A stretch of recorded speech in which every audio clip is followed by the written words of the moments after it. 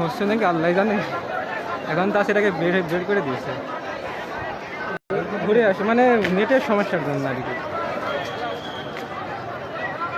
I নিচাই এত ভয়, এখন তো কিছু হচ্ছে না, 2টা পর্যন্ত টাইম দিচ্ছে তো।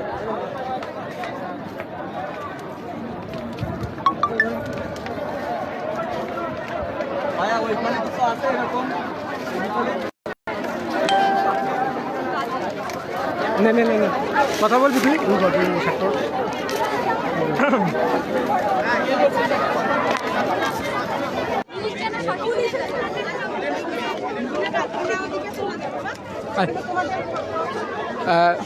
সুপ্রিয় দর্শকবৃন্দ, আপনারা কিন্তু দেখতে পাচ্ছেন আমরা এই মুহূর্তে উপস্থিত আছি খুলনা শহরের শিববাড়ি মোড়ে। এখানে কিন্তু কোটা বিরোধী যে আন্দোলনের আজকে সারা দেশে যে গণহত্যা প্রতিবাদ সভা সেটা কিন্তু অনুষ্ঠিত হচ্ছে, আপনারা দেখতে পাচ্ছেন। কিন্তু খুলনা শহরের বিভিন্ন শিক্ষা প্রতিষ্ঠানের ছাত্রছাত্রীরা এখানে কিন্তু অবস্থান করছেন। অন্যদিকে কিন্তু বাংলাদেশ পুলিশ বাহিনী কিন্তু তারা বেশ শক্ত অবস্থানে আছে। মূলত সর্বশেষ তথ্য পাওয়া পর্যন্ত কিন্তু তারা আন্দোলনকারীরা পুলিশদের সাথে কথা বলে দুপুর 2টা পর্যন্ত আন্দোলন করার সময় পেয়েছে, অর্থাৎ তারা 2টার পরে খুলনা শিববাড়ি মোড় সহ অন্য সকল স্পট ছেড়ে চলে যাবে। আন্দোলন করতে দিচ্ছে না, আমরা এখানে শান্তিপূর্ণ আন্দোলন করতে আসছি। আমরা এখানে পুলিশদের কোনো রকম প্রতিবাদ, আমরা আমাদের যে 8 দফা দাবি, সেই 8 দফা দাবি নিয়ে কিন্তু আমরা এসেছি। আমরা এক্সট্রা কোনো দাবি নিয়ে আসিনি। আমরা এখানে সরকার প্রথম বা সরকার বিরোধী কোনো রকম কোনো প্রতিবাদ করিনি। আমরা শুধুমাত্র আমাদের 8 দফা দাবি, আমাদের যে সমন্বয়করা, এই সমন্বয়কদের যে গ্রেপ্তার করা হয়েছে সেই গ্রেপ্তার প্রত্যাহারের জন্য আমরা এসেছি। আমাদের এই শান্তিপূর্ণ আন্দোলন বিঘ্নিত করার কারণটা কি? আমরা যাতে জানতে পারলাম পুলিশ বাহিনীর সাথে আপনাদের কথা হয়েছে, সর্বশেষ তারা কি সিদ্ধান্ত জানিয়েছে? পুলিশ যাদের সাথে কথা হয়েছে তারা শুধুমাত্র একটা কথাই বলছে যে হেডকোয়ার্টার থেকে আদেশ এসেছে। আমরা বলি হেডকোয়ার্টার থেকে আদেশ যদি আসে তাহলে তাদের সাথে আমাদের কথা বলতে দিন। আমরা আমাদের শান্তিপূর্ণ আন্দোলন এদের জন্য বিঘ্নিত করব কেন? আজকে কি আন্দোলন দুপুর 2টা পর্যন্ত টাইম দিয়েছে আপনাদের? আজকে আন্দোলন আমাদের কথা ছিল 5টা পর্যন্ত, কিন্তু যেহেতু পুলিশ হেডকোয়ার্টার থেকে এত করে বলা হচ্ছে তাই আমরা আন্দোলন 2টা পর্যন্ত করার চিন্তায় আছি। কিন্তু আমরা জানি না 2টা পর্যন্ত আমাদের আন্দোলন দীর্ঘায়িত হতে পারে 5টা পর্যন্ত, সর্বোচ্চ 5টা পর্যন্ত আমরা আন্দোলন করতে পারি। কিন্তু আন্দোলন আমাদের চলবে, চলমান, আজকে চলবে, কালকে চলবে, আগামী ফাল্গুন আমরা দ্বিগুণ হব। তিনি যেটা বলছিলেন কিন্তু তাদের 5টা পর্যন্ত আন্দোলন করার সময় থাকলেও তারা কিন্তু 2টা পর্যন্ত সময় পেয়েছে। এবং আপনারা কিন্তু দেখতে পাচ্ছেন এইদিকে বেশ শিক্ষার্থীরা কিন্তু বেশ উত্তেজিত অবস্থায় আছে। অন্যদিকে বাংলাদেশ পুলিশ বাহিনী কিন্তু তারা বেশ কঠোর অবস্থানে এবং পরিবেশ নিয়ন্ত্রণ করার বেশ চেষ্টায় আছে। আমার যদি আরেকটা স্টুডেন্টের সাথে কথা বলি। আসসালামু আলাইকুম। আপনারা জানেন যে আমাদের প্রধানমন্ত্রী বলেছে যে আমরা সব দাবি মেনে নিয়েছে। কোথায় সব দাবি মেনে নিয়েছে? আমাদের যে সব ছাত্র ভাইয়েরা আহত নিহত হয়েছে তার বিচার কোথায়? তার বিচারের কোনো ধারেও যায়নি। একজন পুলিশ একদম সামনে ক্যামেরার সামনে গুলি করেছে আমার সাইদ ভাইকে, তার বিচার এখনো করেনি। তাহলে কোথায় সম্পূর্ণ তারা দাবি মেনে নিয়েছে? কোনো দাবি এই সরকার মেনে নেয়নি। এজন্য এখনো আমাদের শান্তিপূর্ণ সমাবেশ কিন্তু আমরা চালিয়ে যাচ্ছি। আপনারা জানেন, আপনারা দেখতেছেন আমাদের ঢাকা বিশ্ববিদ্যালয় কিভাবে নির্বিচারে আমাদের ছাত্র ভাইদের উপর গুলি করা হচ্ছে। আমরা আরো বলতে চাই, সারা বাংলাদেশে কিন্তু আরো বেশি বেগবান হবে আন্দোলন যদি আমাদের ছাত্র ভাইদের উপর অন্যায় অবিচারভাবে গুলি চালানো হয়। আমরা বলতে চাই আমাদের দাবি যেগুলো আছে 9 দফা, আপনারা সেই 9 দফা মেনে নেন। আপনারা আমাদেরকে দেখান যারা আমাদের হত্যা করেছে তাদের বিচার করেন। এই বিচারের আয়তন আপনারা স্পষ্টভাবে করেন, কিন্তু আপনারা শুধু দেখেন। আপনাদের সর্বশেষ দাবি কি?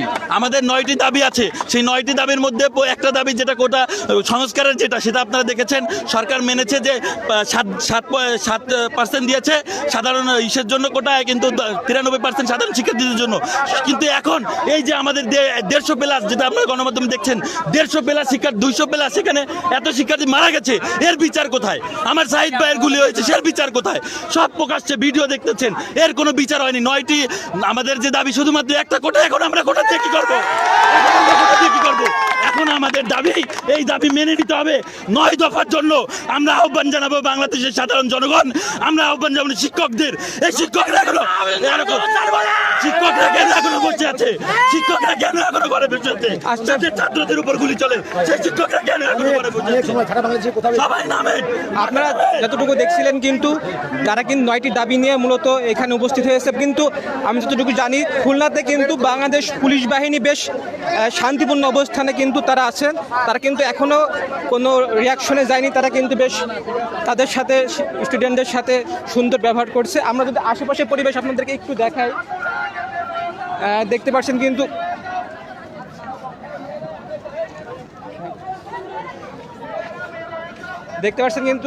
চারিদিকে কিন্তু শিক্ষার্থীদেরকে কিন্তু চারিদিকে কিন্তু পুলিশ বাহিনী খুব কঠোর এবং নিরাপত্তা দিয়ে অবস্থান করছে।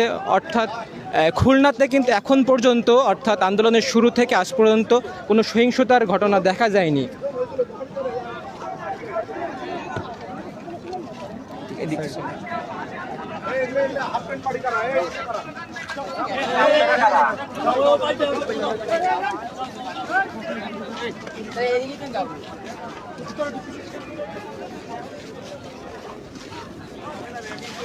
আরেকটা জিনিস যদি আপনাদেরকে দেখাই, গতকাল যে দেয়াল লিখন কর্মসূচি ছিল সেটা কিন্তু সারা দেশে নেই, খুলনাতে হয়েছে। আপনাদের যদি দেখেন তারা কিন্তু রাস্তায় আন্দোলনরত শিক্ষার্থীরা কিন্তু বিভিন্নভাবে তাদের প্রতিবাদের যে ভাষা সেটা কিন্তু তাদের লিখনের মাধ্যমে প্রকাশ করেছে।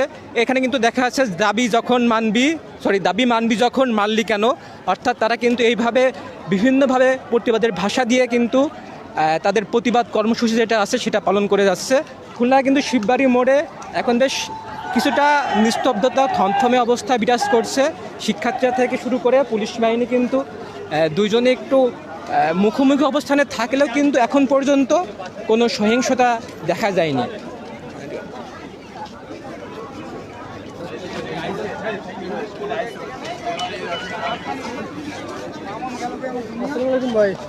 ফোন ধরা তো টাইম এখন হ্যাঁ ভাই, এই আমি ভাই লাইভে আছি, পরে কথা বলছি।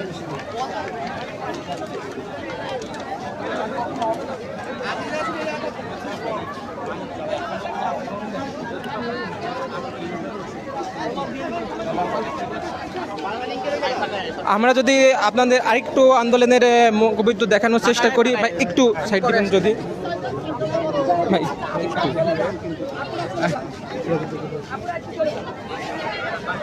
আপনারা এখানে কিন্তু দেখতে পাচ্ছেন কিন্তু সেক্ষেত্রে কিন্তু তাদের যে রাস্তায় কিন্তু চিত্রলিখন বা বিভিন্ন লিখন পদ্ধতির মাধ্যমে তাদের আন্দোলন কিন্তু বজায় রেখেছে।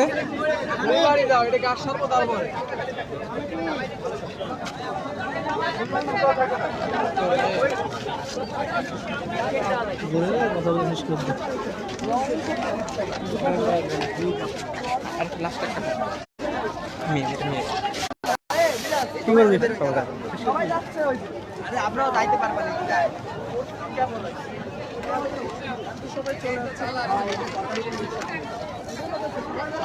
আমার থেকে আমি আগে